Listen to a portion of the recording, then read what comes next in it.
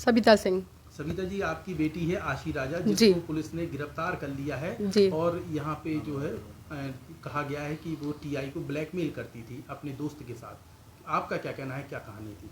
सबसे पहले तो हम मीडिया से, प्रशासन से ही सवाल करना चाहेंगे कि एक पढ़ा लिखा टीआई के पद पे जो पदस्थ है अधिकारी, जो दूसरों को न्याय दिलवाता है, क्या उसको 20 साल की एक लड़की ब्लैकमेल कर सकती है?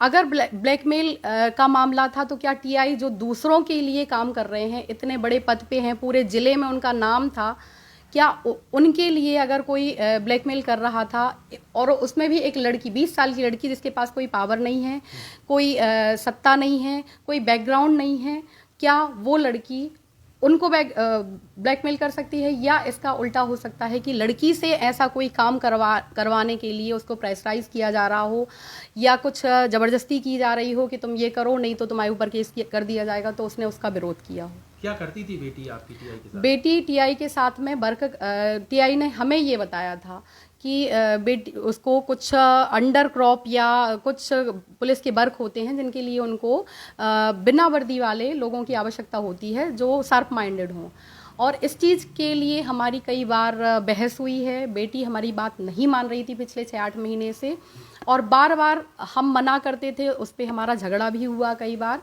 और टीआई ने खुद आके हमें बताया, समझाया कि हमारे साथ में काम करती है तो आपको। कितना पैसा मिलता था बेटी को? ऐसी कोई सैलरी नहीं थी, लेकिन कभी 25-30 हज़ार, कभी 50 हज़ार रुपये देते थे टीआई। हाँ।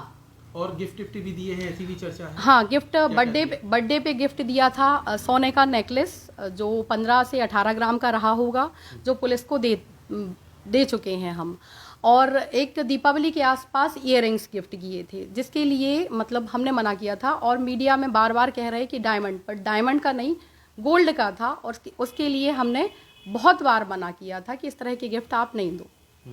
इसके साथ ही जब घटना हुई है उसके आसपास के सीसीटीवी फुटेज 2 आए हैं। प्राइवेट बंगले के आसपास आपकी बेटी की गाड़ी दिखी, दूसरा एक प्राइवेट कमरा लिया था बेटी ने, उसमें बैठ के प्लानिंग की, उससे भागते हुए भी दिखे हैं।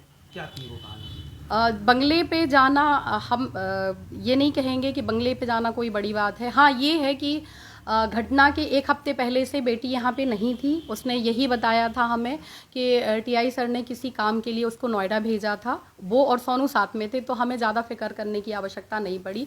और घटना के करीब 1 से 1.5 घंटे पहले हमारी फ़ोन से बात हुई है, और हमने उससे फ़ोन पे, हमारी रिकॉर्डिंग भी आप चेक कर सकते हो, पुलिस ने चेक किया हुआ है, हमने उससे पूछा है कि तुम कब आ रही हो, तो उसने नहीं बताया कि हम आ चुके हैं, उसने यही बोला कि आ जाएंगे।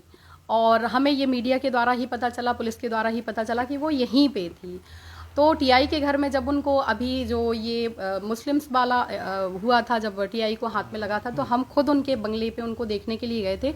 तो उनके घर पे जाना हमें कोई वो नहीं, क्योंकि काम की वजह से साथ में उनके रूम पे जाना। और दूसरा जो रूम की बात कर रहे हो, उसका हमें नॉलेज नहीं है कि ये पता है कि उसकी कोई फ्रेंड है जो वहाँ पे किराए से रहती थी, और अक्सर वो आशी ये बताती थी कि खुशबू के रूम पे हम लोग बैठे हैं।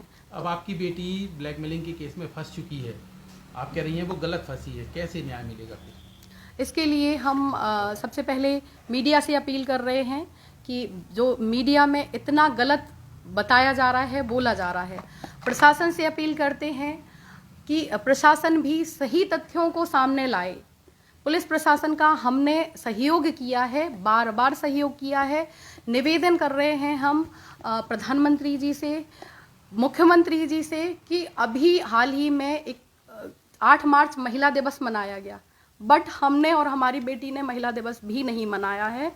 बेटी पे बार बार गलत आरोप लगाए जा रहे हैं, बहुत कुछ छुपाने के लिए, प्रशासन अपनी गलती के छुपाने के लिए, और कुछ काले कारनामे जो टीआई और प्रशासन के हो सकते हैं, उनको छुपाने के लिए एक 20 साल की लड़की को हाईलाइट किया जा रहा है।